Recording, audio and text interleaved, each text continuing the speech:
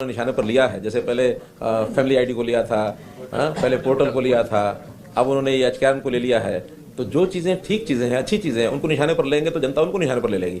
ठीक है ना। एचकेआरएन इन सब समस्याओं की निजात दिलाने के लिए हमने निगम बनाया है और वो आज भी उसकी जो उपयोगिता है वो उनको समझ में नहीं आ रही है। आज जो लोग जो उस नौकरी को कर रहे हैं, जो आउटसोर्सिंग पर जो उनके साथ अन्याय होता था, जो उनके साथ एक प्रकार से शोषण होता था, उस सब से बच गए हैं। सबको ईपीएफ के अंतर्गत दर्ज कर लिया गया है, सबको ईएसआई का बेनिफिट मिलता है, सबको सैलरी टाइम पर मिलती है, वो जो कट लगते थे वो सब खत्म हो गए हैं, सबको निश्चित अपना पता है। हाँ, इतना ही है कि वो है ये भी आउटसोर्सिंग का ही, ये कोई पक्की नौकरी नहीं है। इसमें हमने अपनी योजनाओं में जो प्लानिंग बनाई है, पारदर्शी बनाई है कि जो गरीब है, जो पुअर है, जिसको छोटा सा काम मिलने के बाद भी उसके परिवार का सिस्टम चल पड़ेगा, हमने प्राथमिकता उसको दी है।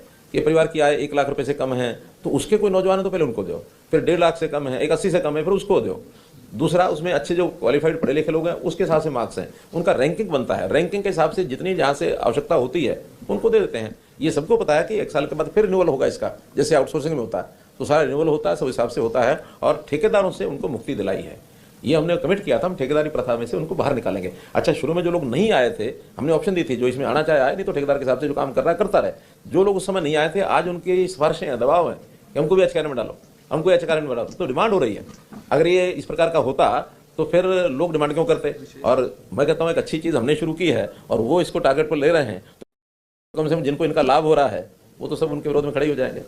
एचकेआरएन में उनके जो सिस्टम ठेकेदारी के माध्यम से जिनके जुगाड़ बैठे हुए थे वो जुगाड़ खत्म हो गए, इसलिए उनको एचकेआरएन गलत लग रहा है। लोगों को विदेश भेजा जाता है इलीगल तरीके से, इसको हर कीमत पर रोकेंगे। और अब हमने फॉरेन कोऑपरेशन डिपार्टमेंट और जो सेल है हमारा, क्या नहीं एचकेआरएन तो ही है, placement cell, overseas placement cell और फॉरेन कोऑपरेशन डिपार्टमेंट दोनों मिलकर के जहाँ की आवश्यकता होती है उनको कौशल रोजगार निगम के माध्यम से उनकी ट्रेनिंग कराई जाती है और फिर उनको भेजा जाता है। अभी लगभग 10,000 से ऊपर 10,500 के आसपास एक हमने एडवर्टाइजमेंट की थी जिसमें 4,000 के आसपास लोगों ने अप्लाई किया है। उनकी सबकी ट्रेनिंग होगी रोहतक एमडी यूनिवर्सिटी के अंदर। और वहाँ जो इजराइल के लोगों की खास करके डिमांड थी, जो ट्रेनिंग करवानी है उसमें इजराइल के लोगों का भी उस एग्रीमेंट के अंदर हमने उनको साथ लिया है और वो ट्रेनिंग करा करके फिर उनको इजराइल, जो लोग जाना चाह रहे हैं उनको इजराइल भेजा जाएगा। अगली एक एडवर्टाइजमेंट और 15 जनवरी के आसपास फिर से हम निकालेंगे ताकि जो लोग इस प्रकार से इलीगली जाने की कोशिश करते हैं उनको एक ठीक और साफ सुथरा स्वच्छ रास्ता मिल जाए। विदेश जाना कोई मना नहीं है और आखिर वहाँ जाकर के नौकरी करें या वहाँ जाकर कोई व्यवसाय करके अपना कोई फॉरेन एक्सचेंज भी कंट्रीब्यूट करते हैं, देश कहते हैं कि जो संभव है करना वो जरूर करेंगे, जो संभव नहीं है वो करना ठीक नहीं है। अब ये ठीक बात है कि गेस्ट टीचर्स को पिछले चुनाव यानी 2014 से पहले 10 साल पहले जब एक मांग रखी थी कि हमारी सिक्योरिटी कुछ हो, उस सिक्योरिटी के नाते एक स्पेशल बिल ला करके गेस्ट टीचर को इनकी 58 साल तक की नौकरी ये पक्की कर दी थी। अब उनका कहना है कि रेगुलर किया जाए। रेगुलर करने का प्रावधान अभी कहीं है नहीं, क्योंकि रेगुलेशन पॉलिसी जो 2014 की भी बनी थी, हाईकोर्ट ने उसको रिजेक्ट किया था कि 2014 की पॉलिसी 2011 की माने की थी। 2011 की पॉलिसी के हिसाब से अगर कोई रेगुलर करने की किसी की स्थिति, वो हम पहले भी किए हैं, आगे भी करेंगे, लेकिन 11 के बाद 14 को स्पेशली हाईकोर्ट ने कहा था कि आगे किसी प्रकार की कोई रेगुलेशन पॉलिसी स्टेट नहीं लाएगी, क्योंकि इसको बैक एंट्री माना गया है। रेगुलर भर्ती के नाते हमारा प्रोसेस सारा पहले भी चल रहा है, आज भी चल रहा है। हाँ, उस रेगुलर भर्ती को भी रोकने में एक गैंग लगा हुआ है, उस गैंग के साथ हमारी लड़ाई चल रही है। तो उस गैंग वो न रोक पाए तो हम हर दिन उसके ऊपर विचार करते हैं कि कहीं ऐसी कमी कोई ना रह जाए जिसमें भर्ती रोको गैंग।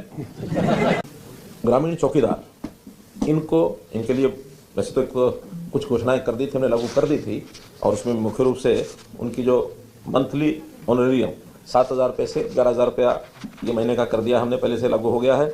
यूनिफॉर्म अलाउंस 2,500 रुपये की बजाय 4,000 रुपये पर एनम किया है।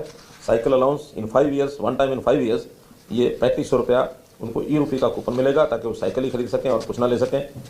और डेथ रजिस्ट्रेशन में उनको पहले 300 रुपया प्रति डेथ, गांव में कोई डेथ होती है तो उसका रजिस्ट्रेशन करना होता है, 300 रुपया मिलता था, उसको उन्हें 400 रुपया प्रति केस ये किया है। और एक चीज़, सेवानिवृत्ति के बाद 65 साल की आयु में उनको सेवानिवृत्ति होती है तो एक मुश्त 2 लाख रुपये की वित्तीय सहायता आज क्लियर कर दिया हमने कि अब रिटायरमेंट के समय 2 लाख रुपया। एक विषय वैसे तो उसका निर्णय पहले कर लिया था, आपको बता भी दिया होगा कि फिर भी आज कैबिनेट में फॉर्मली उसको क्लियर किया गया है कि ग्रामीण परिवारों के जो बिजली के जो पानी के बिल थे वर्षों से। केंद्र भारत और मोदी सरकार की खबर जानने के लिए हमारे चैनल को सब्सक्राइब करें और सक्षम योजना राशन कार्ड से जुड़ी खबर पाने के लिए भी हमारे चैनल को सब्सक्राइब करें। ये वीडियो आपको पसंद आए तो वीडियो को लाइक करें, चैनल पर नए हैं तो चैनल को ज़रूर सब्सक्राइब करें दोस्तों। तो दोस्तों मिलते हैं आपसे अगली वीडियो में कोई नई जानकारी के साथ। जय हिंद, जय भारत।